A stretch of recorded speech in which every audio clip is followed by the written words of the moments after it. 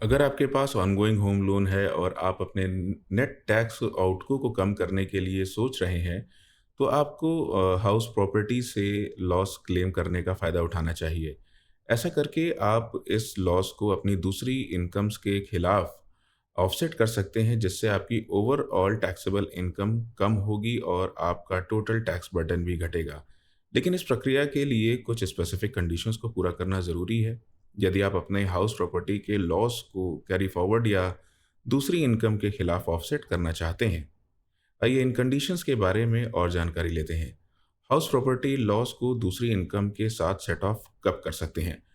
House property loss को दूसरी house properties से मिलने वाली इनकम के खिलाफ सेट ऑफ करने के लिए कोई लिमिट नहीं है।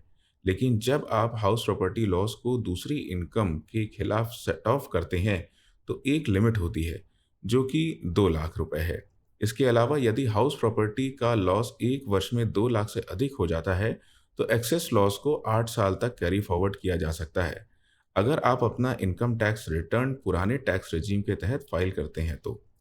लेकिन अ, नए टैक्स रेजिम के तहत, जो कि सेक्शन 115 बीएसी है, आप सेल्फ ऑक्यूपाइड हाउस प्रॉपर्टी का लॉस किसी दूसरी इनकम के खिलाफ सेट ऑफ नहीं कर सकते हैं और ना ही किसी लॉस को कैरी फॉरवर्ड कर सकते हैं। आयकर विभाग का कहना है कि सेक्शन 115 बीएसी के अनुसार वर्तमान वर्ष के हाउस प्रॉपर्टी लॉस को नए टैक्स रेजिम के तहत दूसरी इनकम के खिलाफ सेट ऑफ करने की अनुमति नहीं है। इसके अलावा इस हेड के अंतर्गत कोई भी शेष लॉस कैरी फॉरवर्ड नहीं किया जा सकता। ये भी ध्यान में रखें कि सेल्फ ऑक्यूपाइड प्रॉपर्टी के संबंध में होम लोन पर चुकाए गए ब्याज का डिडक्शन स्वीकार्य नहीं है। नए टैक्स रिजीम में इंडिविजुअल्स अभी भी लेट आउट प्रॉपर्टीज के लिए होम लोन इंटरेस्ट पेमेंट्स पर डिडक्शन क्लेम कर सकते हैं। कुणाल सवानी, पार्टनर एट साइरल अमरचंद मंगलदास, बताते हैं कि जबकि नए टैक्स रिजीम को चुनने वाले tax payer self occupied properties से लॉसेस को ऑफसेट या कैरी फॉरवर्ड नहीं कर सकते हैं। लेट आउट प्रॉपर्टीज के लिए कोई रेस्ट्रिक्शन नहीं है। टैक्स पेयर्स को carry forward house property losses को सेट ऑफ करने की अनुमति होनी चाहिए, अगर ये लेट आउट प्रॉपर्टीज से संबंधित हैं नए रेजीम के तहत भी। इसको एग्जाम्पल के साथ समझते हैं। मिस्टर ए ने सेल्फ ऑक्यूपाइड हाउस प्रॉपर्टी पर 2 लाख का होम लोन इंटरेस्ट एक्सपेंस उठाया है। उन्होंने लेट आउट हाउस प्रॉपर्टी जो किराए पर दी गई है, उस पर 5 लाख का होम लोन इंटरेस्ट एक्सपेंसेस भी उठाया है, जिससे टैक्सेबल रेंट 8 लाख प्रतिवर्ष है।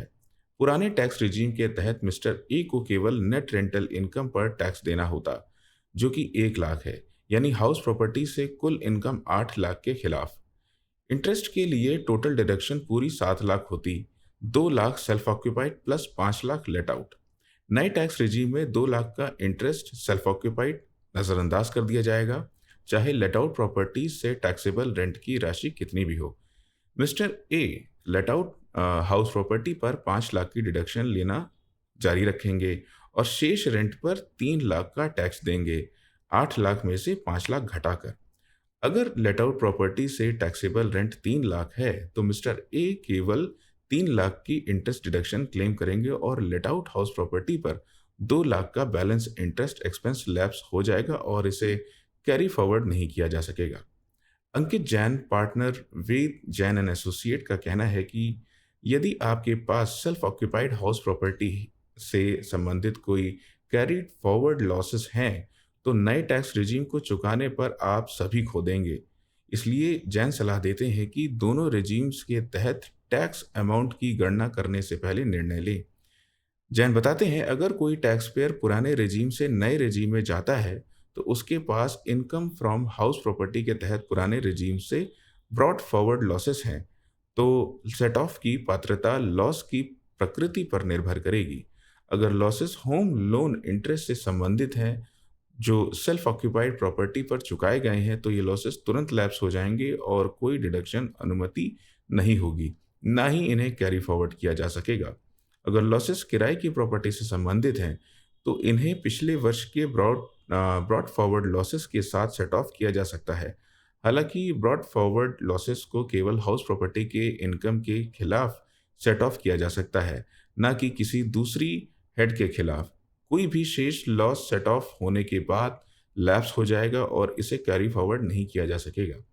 पुराने रजीम में लेट आउट प्रॉपर्टीज के लिए जो होम लोन इंटरेस्ट डिडक्शन अनुमति दी गई थी, जो तब लॉस बना सकती थी अगर इंटरेस्ट रेंटल इनकम से अधिक हो, वो नए टैक्स रिजीम में अनुमति नहीं है।